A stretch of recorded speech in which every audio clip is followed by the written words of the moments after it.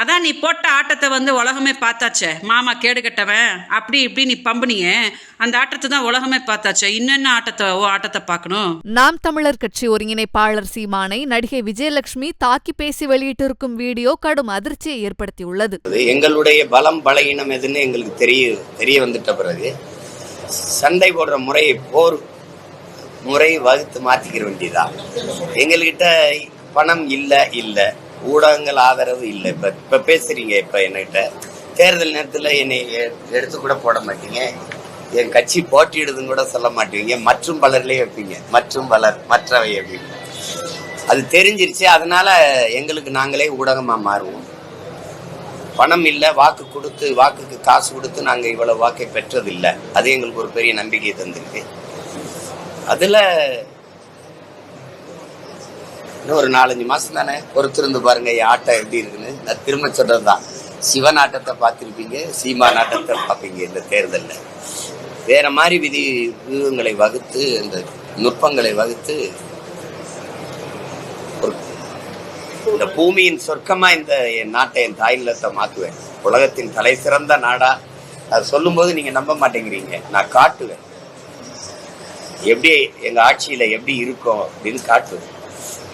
அது வந்து அவர் சொல்றது சரியா தானே இருக்குது அப்படின்னு உங்களுக்கு நம்பிக்கை வரும். அப்போ எங்களை ஆதரிப்போம். அதுவரை கொஞ்சம் பொறுத்துருங்க. எல்லாத்தையும் சொல்ல முடியாது. ஏன்னா நான் ஒன்று சொன்னா நீங்க அதை செஞ்சுக்கிட்டே வரீங்க. நீங்களா செஞ்ச மாதிரி முத இந்த மண்ணில் அன்பு சோலைங்கிற ஒண்ணு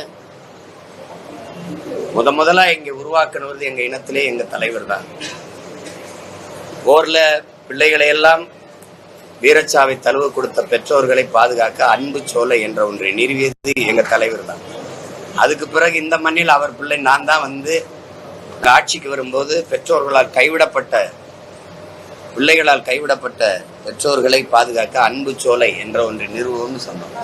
திருப்பி இப்ப நிதிநிலை அறிக்கையில அன்பு சோலைங்கிறீங்க. இவ்வளவு காலமா நீங்க இதெல்லாம் என்ன பண்ணீங்க? திடீர்னு தமிழ்ல அரசாணைம்பீங்க, திடீர்னு சொல்லுவீங்க. அதெல்லாம் நீங்களா யோசிச்சு சொன்ன மாதிரி சொல்லுவீங்க. மனசாட்சின்றது ஏதாவது கொஞ்சமாவது சீமானுக்கு இருக்கா அப்படின்னு மக்கள் நீங்களே பாருங்க.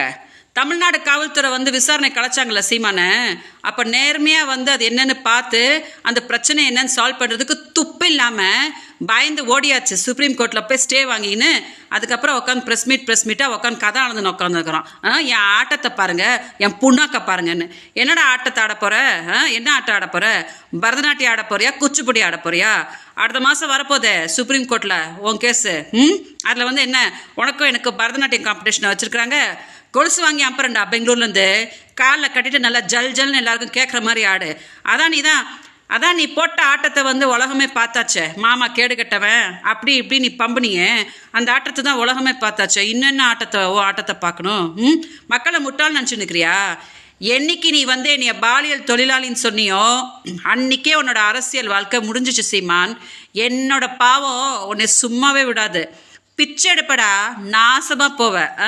ப்ரெஸ் கூட முன்னாடி எப்படியோ உட்காந்து பேசிட்டு இருக்காங்க தெரியுமா? துப்பு கட்ட நாய்.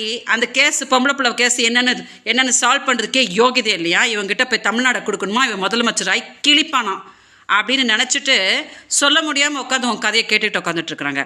அதனால் ஏமாத்தாத, மக்களை முட்டாளன்னு நினைக்காத.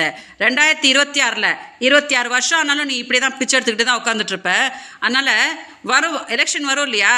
எலெக்ஷன் வரும்போது பாரு, இன்னும் மாசமாக உனக்கு நாமத்தை போட்டுட்டு தூண் உன்னை காரி துப்பிட்டு போவாங்க. தயவு செஞ்சு இதை கொஞ்சம் டெலிகாஸ்ட் பண்ணுங்க, சீமான் கொஞ்சம் பார்க்கட்டும்.